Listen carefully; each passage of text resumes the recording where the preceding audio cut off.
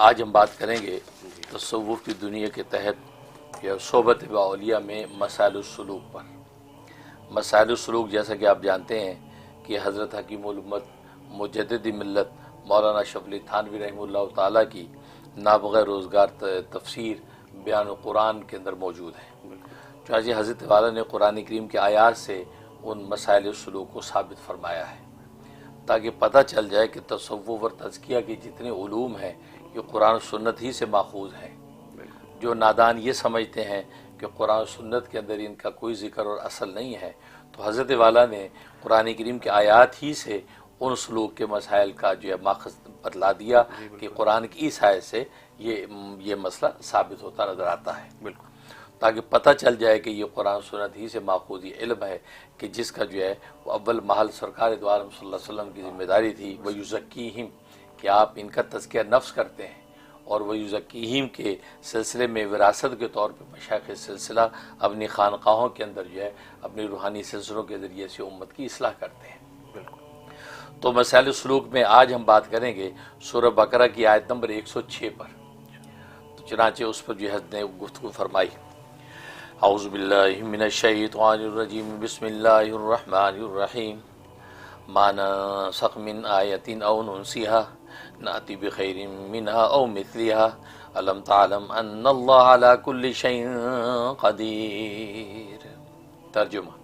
جو منسوخ کرتے ہیں ہم کسی آیت کو یا ہم اس کو مٹا دیتے ہیں تو ہم اس سے بہتر لے آتے ہیں یا اس جیسی، کہ آپ نہیں جانتے کہ بے شک اللہ ہر چیز پر قادر ہے۔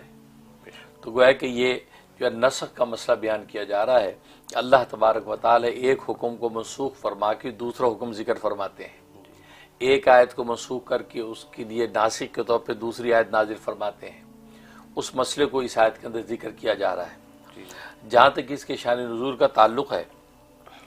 وہ یہ کہ جب اللہ تبارک و تعالی ایک بات کو حکم فرماتے اور کچھ عرصے کے بعد دوسری آیت نازل ہوتی، پہلی آیت کا حکم منسوخ ہوتا اور یہ ناسخ بن کے آتی، تو یہود و نصارہ نے بھی اور مشرکین مکہ نے کیونکہ قرآن کریم پر یہ اعتراض کرنا شروع کر دیا کہ بھئی یہ اللہ کا کیسا کلام ہے، کیا اللہ کو پتہ نہیں تھا کہ یہ 4-6 مہینے کے بعد میں نے یہ حکم منسوخ کرنا ہے، پہلے نازل کر دیا؟ تو گویا کہ یہ تو ایسا لگتا ہے کسی لا علم کا کلام ہے کہ آج ایک حکم دے دیا کل دوسرا حکم دے دیا، ٹھیک ہے۔ تو گویا کہ وہ نسخ کے مسئلے کو انہوں نے اللہ تبارک و تعالیٰ کی لا علمی پر جو ہے وہ دلیل مانا، اور اللہ کی لا علمی ثابت کرنے کا مقصود یہ تھا کہ ظاہر اللہ تو لا علم نہیں ہے، تو مقصود یہ تھا کہ محمد صلی اللہ علیہ وسلم ہی اپنی طرف سے بشری اور انسانی کلام لے کے آتے ہیں۔ اللہ تبارک و تعالیٰ کا اگر کلام ہوتا اس کے اندر یہ نسخ کا جو ہے وہ مسئلہ پیش نہ آتا۔ اللہ تبارک و تعالیٰ جو جب یہ حکم نازل کرتے تو ظاہر ان کو پہلے کا اور بعد کا سب علم تھا، لہٰذا اس کے مطابق پیٹ میں ایک ہی حکم آتا۔ یہ ناسخ منسوخ کے مسئلے سے پتہ چلتا ہے کہ یہ جو ہے یہ اللہ کا کلام گویا کہ نہیں ہے۔ یہ بات یہ جب اعتراض کیا تو اس پر اللہ تبارک و تعالیٰ نے آیت نازل فرمائی، ما ننسخ من آیتین، جو منسوخ کرتے ہم کسی حکم کو، آیت کو، وہ ننسیہا، اور یا یہ کہ اس کو بالکل ہی مٹا دیتے ہیں، ناتی بخیر منہا او مثلیہا، ہم اس سے جو ہے بہتر لے آتے ہیں یا اس جیسا دوسرا حکم لے آتے ہیں۔ علم تعلم، کیا تمہیں معلوم نہیں کہ ان اللہ علی کل شیء قدیر، اللہ تبارک و تعالی ہر چیز پہ قادر ہے؟ مطلب یہ کہ اللہ تبارک و تعالیٰ کو یہ قدرت بھی ہے کہ وہ ایک ایسا پیٹڈ حکم دیتے کہ بعد میں اس کو تبدیل کرنے کی ضرورت پیش نہ آتی۔ سبحان اللہ۔ لیکن چونکہ انسان کی بشری زندگی اور اس کے تقاضے مختلف ہیں، تو گویا کہ ایسا ہی ہے کہ جیسے کہ جسمانی امراض کے اندر ڈاکٹر اور طبیب دوا ایک ایک عرصے کے بعد تبدیل کرتا ہے اور اس کے پرہیز کو تبدیل کرتا ہے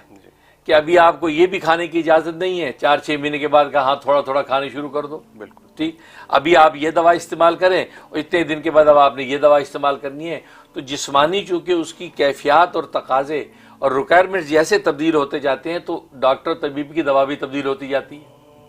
اب کوئی یہ نہیں کہتا کہ یار کیسا نالائق ڈاکٹر ہے، اگر 6 مہینے کے بعد یہی کھانا تھا تو پہلے کھانے دیتا، لیکن اس کو پتہ نہیں کہ پہلے اس کی باڈی کے تقاضے اور جسم کی احوال الگ تھے۔ اسی طریقے سے موسم تبدیل ہوتے ہیں، اب موسم گرمی کے آتے تو لباس بدل جاتے ہیں، سردی آتی تو لباس بدل جاتے ہیں، تو آپ یہ کہیں گے بھائی یہ اللہ تبارک و تعالیٰ کیسا یونیورسل لا ہے کہ سردی میں موٹے لباس آ جاتے ہیں، گرمی میں پتلے آ جاتے ہیں، اللہ ایک پیٹرن ہی موسم رکھ دیتا تو لباس روز بدلنے نہ پڑتے؟ نہیں بھائی، یہ مادی دنیا کے جب حصول ایسے یونیورس ہیں کہ وہ جب تبدیل ہوتے ہیں احوال تو اس کے احکام بدل جاتے ہیں۔ بالکل اسی طریقے سے انسان کی روحانی تربیت اور تعلیم کا جو پروسیس وہ بھی ایسا ہی ہے کہ روحانی مراتب جہاں جہاں جس ریکوائرمنٹ پہ پہنچتے جو اس کے تقاضے ہیں اس کے مطابق احکام روحانی جو وہ مربی کے بدلتے رہتے ہیں۔ تو اللہ تعالیٰ علمی اور روحانی تربیت چونکہ انسانوں کی کرتے ہیں، لہذا ان کی روحانی احوال کے تحت اللہ احکام بدلتے رہتے ہیں۔ سبحان اللہ۔ شروع میں شراب کے بارے میں کہہ دیا کہ بھی دیکھو اس میں نفع کم ہے، نقصان زیادہ ہے، اس طریقے سے پھر کہہ دیا بھائی اس کے آہستہ آہستہ جو ہے اس کو اور آگے بڑھا کے یہاں تک حکم لگا دیا کہ نماز کے وقت میں نہ پیا کرو، پھر اور آگے بڑھ کے کہہ دیا کہ بھائی خبردار جو اس کے قریب ہے ٹوٹلی حرام۔ اب وہ شراب کا ایک حکم تھا، اس کو 3 پروسیس کے اندر جیسے جیسے اس کی تربیت اور انسان کی طبیعت اس کی عادی ہوتی چلی گئی، اللہ تبارک و تعالیٰ اس کی طریقے سے اس کو حکم کو نازل کرتے رہے۔ تو یہ روحانی اور یہ علمی تربیتی کا بھی اصول یہی ہے کہ وہ جیسے ہی وہ احوال اور تقاضے بدلتے حکم بدلتے ہیں، تو اس تبدیلی حکم کو اللہ تبارک و تعالیٰ کی لا علمی کہنا یہ اصل میں اپنی جہالت کا ثبوت ہے۔ اس لیے اللہ تبارک و تعالیٰ نے کہا کہ ہم جو کوئی آیت بدلتے ہیں یا اس سے بہتر کوئی حکم لاتے ہیں یا وہ جیسا حکم لاتے ہیں تو ہمیں پتہ ہے، ورنہ اللہ ہر چیز پہ قادر ہے۔ اللہ چاہتا ہے ایک ہی موسم ساری زندگی رکھتے، اللہ چاہتے کبھی کوئی بیماری نہ ہوتا۔ اب آپ یہ کہتے ہیں کہ اللہ کو شفا دینی تھی تو بیمار کیوں کیا، اللہ کو مارنا ہی تھا تو زندہ کیوں کیا؟ تو مطلب ہے آپ یوں تو ساری ہر چیز پہ اعتراض کرنے لگیں گے تو معلوم ہے کہ اللہ تبارک و تعالیٰ کی سنت یہی ہے، سنت یہ ہے کہ اللہ تبارک و تعالیٰ اسی انداز سے تدریجاً چیزوں کو لے کے چلتا ہے۔ باقی قدرت اللہ کی یہ ہے کہ جو چاہے کر سکے۔ ان اللہ علی کل شیء قدیر کہہ کے اشارہ کر دیا کہ جنتوں میں بھی تو اللہ ہی کی قدرت چلے گی نا، وہاں سنت نہیں قدرت چلے گی، لہٰذا کوئی بیماری نہیں ہوگا۔ سبحان اللہ۔ لباس بھی جو ہے وہ جو ایک سے ایک لباس ہوں گے، خوراکیں بھی ایسی ہوں گی کہ یا اس کے اندر فضلے نام کی چیز نہیں ہے۔ اب آج یہ کہیں کہ جی خوراکیں جب اللہ نے فضلہ بنانا تھا تو یہ خوراک بھی دی کیوں، اس میں فضلے کیوں رکھا؟ بھائی قدرت ہے اللہ کی ساری، یہ سب اللہ کی سنتیں ہیں، لیکن اللہ اپنی قدرتوں کے مظاہرے دنیا میں کرتے بھی ہیں، لیکن اصل مظاہرہ جنتوں کے اندر ہوتا ہے کہ وہاں ایک پیٹرن چیز رہتی ہے۔ اللہ ایسا کرنا چاہیے یہاں بھی کر سکتا ہے، لیکن پھر یہ دارالامتحان کس بات کرا؟ آزمائش کیا رہی؟ آزمائش ہے اسی چیز کی ہے کہ بیمار ہے تو دیکھو اللہ کے بارے میں کیا کہتا ہے، صحت مند ہے تو اللہ کے بارے میں کیا کہتا ہے۔ بے شک مقصد یہ، تو یہ حقیقت اس آیت کی تھی۔ اب حکیم الامت تھانوی رحمۃ اللہ اس سے ہی بات مسئلہ اخذ کیا، اصل میں ہوتا یہ کہ سالک جب راہ سلوک میں چلتا ہے تو اللہ تبارک و تعالیٰ کی طرف اس کے قلب پر جو مختلف احوال اور واردات نازل ہوتے ہیں، اللہ تبارک و تعالیٰ خاص انوارات قلب پر اترتے ہیں۔ اب بس اوقات ایسا ہوتا ہے کہ ایک جب وارد قلب پہ آیا یا انوار غیبی ان کے قلب پہ منکشف ہوا، لیکن وہ اچانک خود ہی تھوڑے دن کے بعد غائب ہو گیا، یا وہ اس کے اندر جو ہے اس کو جو وہ زائل ہونے لگا، تو یہ بندہ ایک دم پریشان ہو جاتا ہے کہ یار اللہ میاں مجھ سے ناراض تو نہیں ہو گیا کہ کتنی اچھی کیفیت تھی قلب کی، کیسے انوارات فیل ہو رہے تھے، ایک دم یہ سارے کے سارے غائب ہو گئے۔ حالانکہ بجائے اس نے ایسی کوئی